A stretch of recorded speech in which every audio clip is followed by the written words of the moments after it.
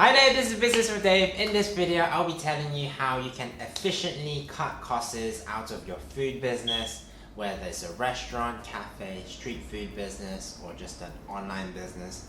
These simple, easy to do tips will cut your costs by at least a third. And if you do it well and you keep it consistent, then you'll be making a lot more savings and increasing those profit margins as a result.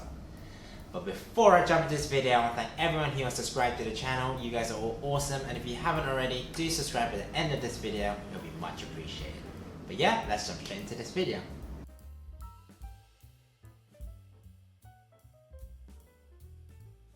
So firstly is to order what you need, and I think when you do this, it means that you don't overstock, you don't overbuy, and I think when you do that, you save on storage spaces, you save on having too much stuff, being messy around, and you only need what you need for the next day, a week, a month, and then you can keep ordering as a result, because this is the thing, you can't have too much stuff everywhere. It becomes messy, and if it eventually means that you have to hire a storage space, then you could avoid that costs.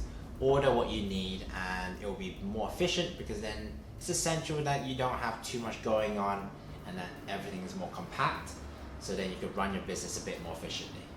The second thing is to buy stuff in bulk, and including your dry stuff, your spices. Obviously, when you can have economies of scale, so when you buy in bulk, it's a bit more cheaper than if you were to buy individually. That will save you a lot of money as well. Again, if you do have spaces, do fill it up with dried stuff that you will forever use, instead of it being perishable where it will just expire within a week. If this stuff can last months and months and maybe a couple of years, then it's good to buy in bulk, because then maybe you can benefit from inflation being lower than maybe in the future. So then that in a sense will help. And when you think about when you buy in bulk, you just don't need to keep going out to the shops. You don't need to keep getting people to order in. I think when you have those dry stuff ready, which is there forever, more or less, till you use it, it's just easier for your business to run a bit more efficiently, because then, again, you don't have to be in and out. Everything is conveniently located, hopefully, and everything is organized. The third thing is to utilize as much of your ingredients as much as possible. So this is just whatever ingredients that you get in, vegetables, meats, and there are stuff that you intend to throw away. Sometimes you could use it as stocks. Maybe sometimes you could add it to other meals or other dishes that you could add extra flavor to. Try to avoid as much waste as you can, because ultimately it can either add flavor to your meals, it could just mean you waste less and that you're using every bit of the vegetable or meat that you are using.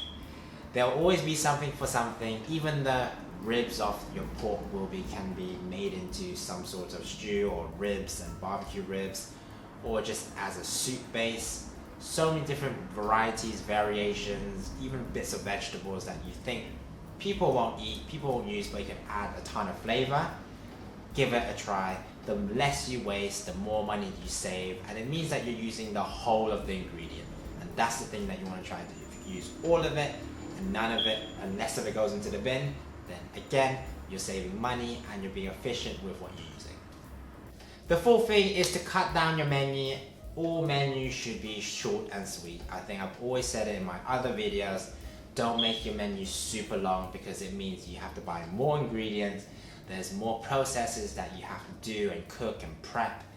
All of this is time, and you need more people. If you could keep it short, keep it sweet, keep it efficient, you know what you're doing by day, you can physically do everything, in case, again, if you don't have much staff around and you can just spend a bit more time.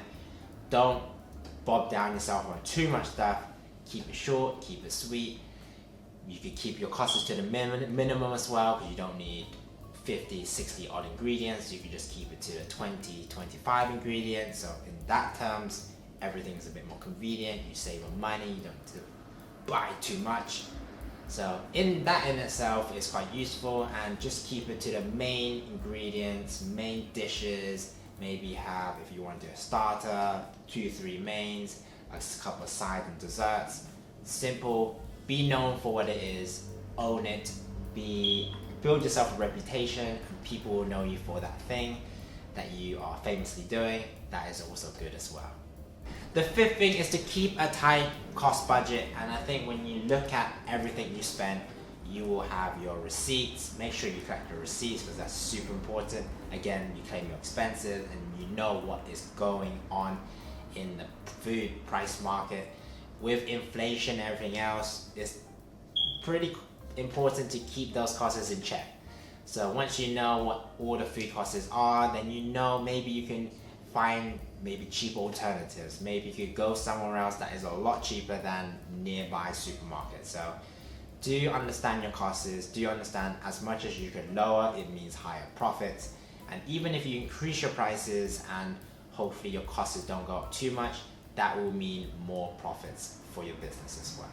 So do keep that in consideration, because if you look at your food costs and something's too expensive, maybe you get like a cheaper cut of something and then still sort of pass it off and still be kind of decent, then definitely do that, because you don't want too expensive things and people are not buying as much and you're wasting it and it's not being eaten. Avoid that. The sixth thing is that I touched upon it before, is to shop around for your ingredients if you can. When you look around, there will be different bargains from different sellers and supermarkets, because everyone is competing for your business.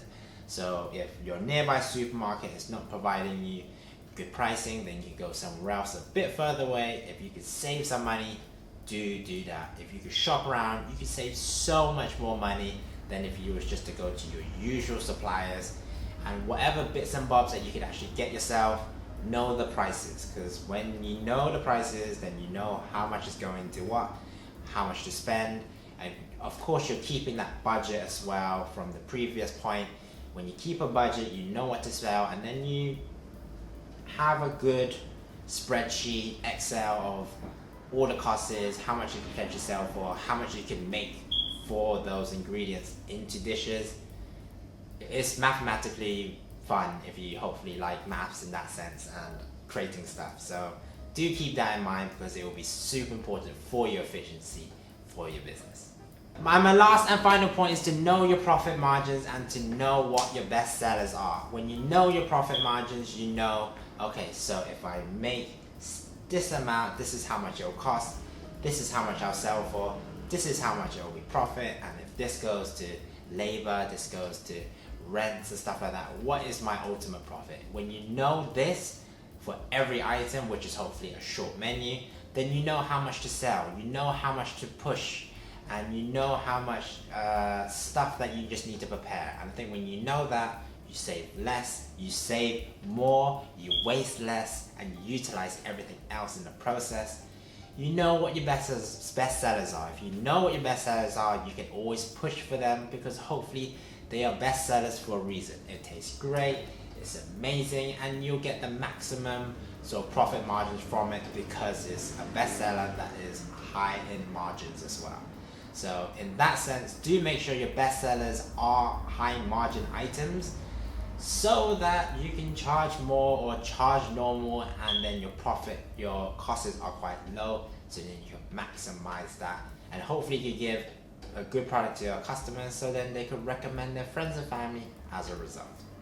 Thanks for watching the video, guys. Hopefully you found this video useful. If you did, like this video and consider subscribing to the channel. Would love to see those subscribers go up like always, and I know they are going up, so thank you everyone for that.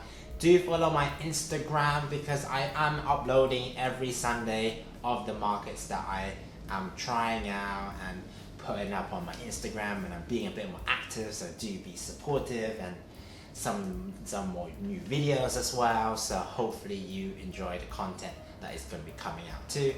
Would love to see those support as well. And I've been Business with Dave. Like this video, and I'll see you in the next one. Take care.